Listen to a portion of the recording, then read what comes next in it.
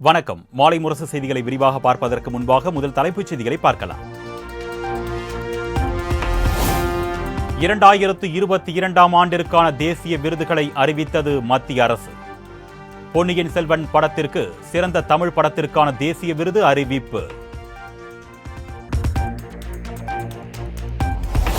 பின்னணி இசைக்கான பிரிவில் பொன்னியின் செல்வன் படத்திற்காக AR ரஹ்மானுக்கு தேசிய விருது.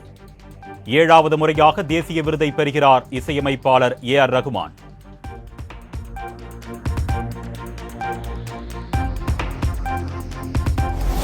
காந்தாரா படத்தில் நடித்த ரிஷப் ஷெட்டிக்கு சிறந்த நடிகருக்கான தேசிய விருது அறிவிப்பு. திருச்சிற்றம்பலத்தில் நடித்த நித்யா மேனன் சிறந்த நடிகையாக தேர்வு.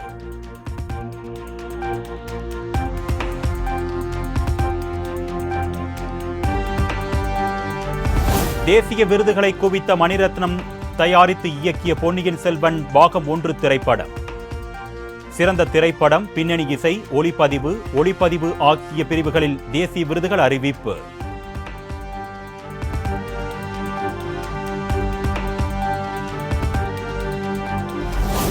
தனுஷ் நடிப்பில் வெளியான திருச்சிற்றம்பலம் படத்திற்கு 2 தேசிய விருதுகள் அறிவிப்பு. மேகம் கருக்காதா பாடலுக்காக சிறந்த நடன இயக்குநர்களாக ஜானி, சதீஷ் ஆகியோர் தேர்வு.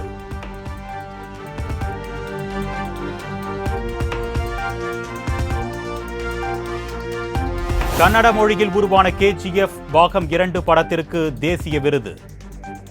சிறந்த சண்டை பயிற்சியாளர் பிரிவில் அன்பறிவுக்கு தேசிய விருது அறிவிப்பு.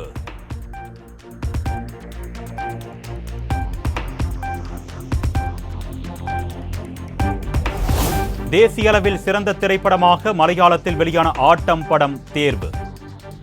சிறந்த கன்னட படத்திற்கான தேசிய விருதை வென்றது KGF 2.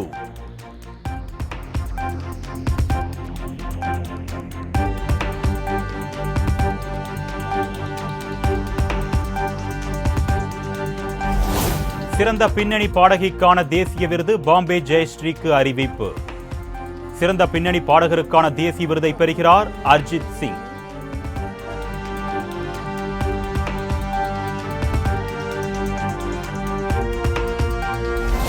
நீலகிரி, கோவை, திண்டுக்கல் மாவட்டங்களில் இன்று மிக கனமழைக்கு வாய்ப்பு.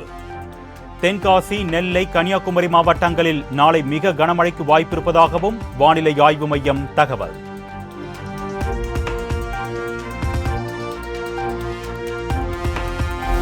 ஈரோடு, சேலம், நாமக்கல் உள்ளிட்ட 8 மாவட்டங்களில் இன்று கனமழைக்கு வாய்ப்பு. நீலகிரி, திண்டுக்கல், திருப்பூர் உள்ளிட்ட 8 மாவட்டங்களில் நாளை கனமழைக்கு வாய்ப்பு இருப்பதாகவும் வானிலை ஆய்வு மையம் தகவல்.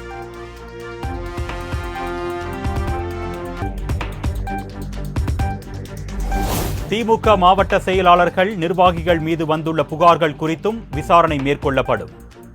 கழகத்தை அடுத்த தலைமுறைக்கு கொண்டு சேர்க்க அர்ப்பணிப்போடு செயல்பட வேண்டும் என்று மாவட்ட செயலாளர்களுக்கு முதலமைச்சர் அறிவுறுத்தல்.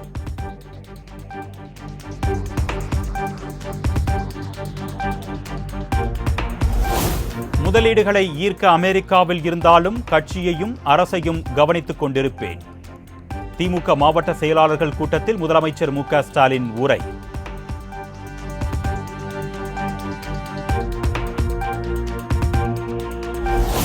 சென்னையில் முதலமைச்சர் மு க ஸ்டாலின் தலைமையில் திமுக மாவட்ட செயலாளர்கள் கூட்டம். திமுக முப்பெரும் விழாவை சென்னையில் நடத்த தீர்மானம்.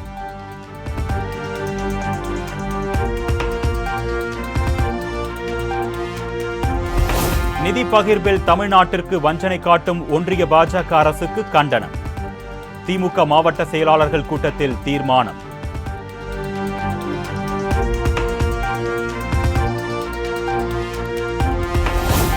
மறைந்த முன்னாள் முதலமைச்சர் கருணாநிதியின் உருவம் பொறித்த 100 ரூபாய் நாணயம் வெளியிடும் மத்திய அரசுக்கு முதலமைச்சர் மு க ஸ்டாலின் நன்றி. கலைஞரின் புகழ் மகுடத்தில் மற்றுமொரு வைரமாக நாணய வெளியீடு அமையும் என்றும் பெருமிதம்.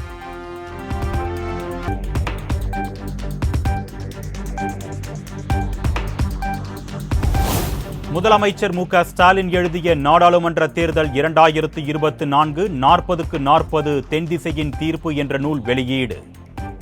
திமுக பொதுச் செயலாளர் துரைமுருகன் வெளியிட்ட புத்தகத்தை மூத்த நிர்வாகிகள் பெற்றுக் கொண்டனர்.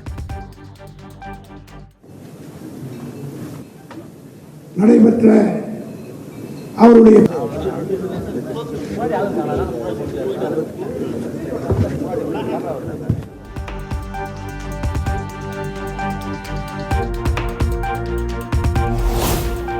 வரும் உள்ளாட்சி தேர்தல் மற்றும் 2026 சட்டமன்ற பொதுத் தேர்தலிலும் அதிமுக மகத்தான வெற்றி பெற பாடுபடுவோம். இபிஎஸ் முன்னிலையில் நடைபெற்ற செயற்குழு கூட்டத்தில் சூளுரை.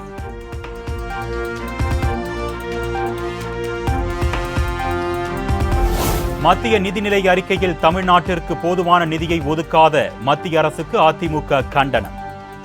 தமிழ்நாட்டில் சட்டம் ஒழுங்கு சீர்குலைவிற்கு காரணமான திமுக அரசை கண்டிப்பது உள்ளிட்ட 9 தீர்மானங்கள் நிறைவேற்றம்.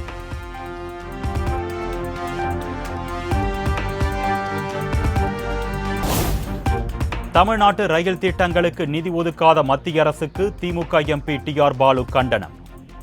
1000 ரூபாயை பிச்சை போடுகிறார்கள் என்றும் ஆவேசம்.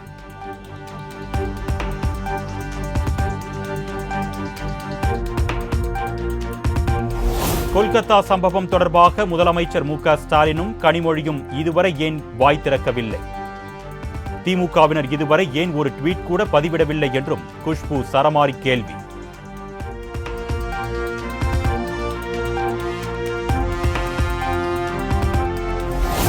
ஸ்ரீஹரிகோட்டாவில் இருந்து வெற்றிகரமாக விண்ணில் பாய்ந்தது SSLV D3 ராக்கெட். புவி மற்றும் சுற்றுச்சூழலை கண்காணிக்க EOS 08 செயற்கைக்கோளை விண்ணுக்கு அனுப்பியது இஸ்ரோ.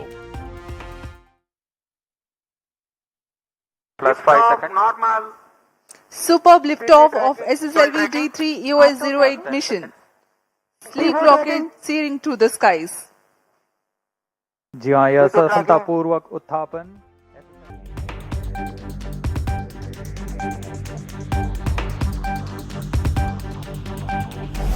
SSLV D3 ராக்கெட் வெற்றிகரமாக விண்ணில் நிலைநிறுத்தம். இஸ்ரோ விஞ்ஞானிகள் மகிழ்ச்சி.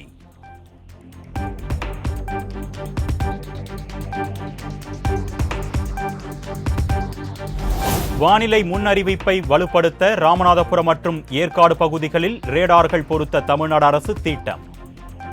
50 கோடி ரூபாயில் ரேடார்களை கொள்முதல் செய்ய டெண்டர் கோரியது பேரிடர் மேலாண்மை துறை.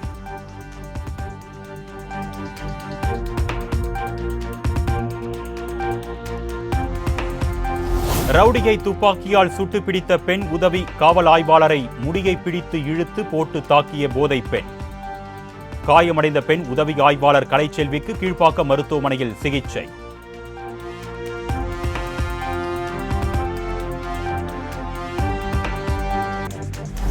மேற்கு தொடர்ச்சி மலைப்பகுதிகளில் நீடிக்கும் கனமழையால் தேனி கும்பக்கரை அருவியில் வெள்ளப்பெருக்கு. சுற்றுலா பயணிகள் குளிக்க வனத்துறை தடை.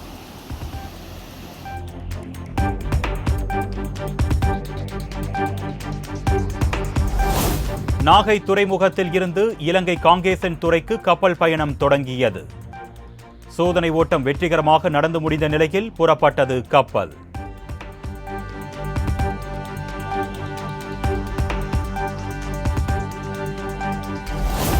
திருவள்ளூர் மாவட்டம் சோழவரத்தில் திமுக பிரமுகர் வீட்டில் வெடிகுண்டு வீசிய வழக்கில் பிரபல ரவுடி உட்பட 4 பேர் கைது. ஆந்திராவில் பதுங்கியிருந்த 4 பேரை கைது செய்தது தனிப்படை காவல்துறை.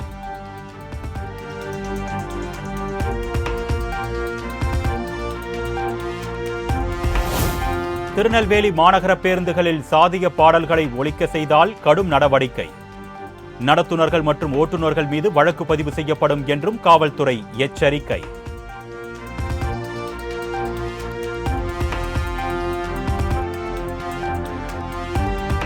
குற்றாலம் சாரல் திருவிழாவை தொடங்கி வைத்தார் மாவட்ட ஆட்சித் தலைவர். ஐந்தருவி எக்கோ பார்க்கில் அமைக்கப்பட்ட மலர் கண்காட்சியும் தொடக்கம்.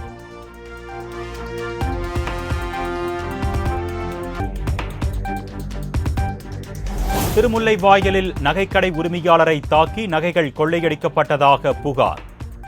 தீபாவளி ஃபண்டு கொடுக்க வேண்டும் என்பதால் நகைக்கடை உரிமையாளர் நாடகமாடுகிறாரா என்று போலீசார் விசாரணை.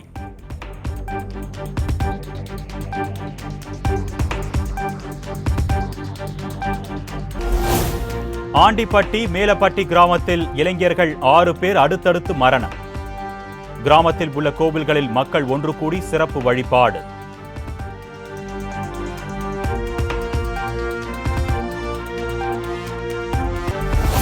புதுச்சேரி மாநிலம் வீராம்பட்டினம் செங்கழுநீர் அம்மன் தேர் திருவிழா கோலாகலம்.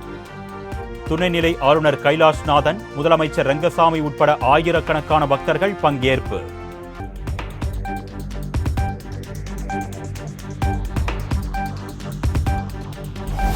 மேற்கு வங்கத்தில் பெண் மருத்துவர் கொலை செய்யப்பட்ட சம்பவம். உரிய நீதி கிடைக்க வேண்டி புதுச்சேரி ஜிப்மர் மருத்துவர்கள் 500க்கும் மேற்பட்டோர் தொடர் போராட்டம்.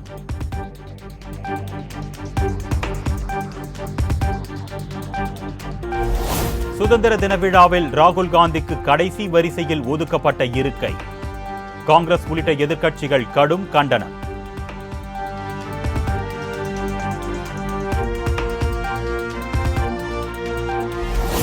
ஆந்திராவில் கேலோ இந்தியா விளையாட்டுப் போட்டி நடத்தியதில் ஊழல் முறைகேடு என புகார். முன்னாள் அமைச்சர் ரோஜா உள்ளிட்ட 4 பேரை விசாரிக்க ஆந்திர சிஐடி போலீசார் பரிந்துரை.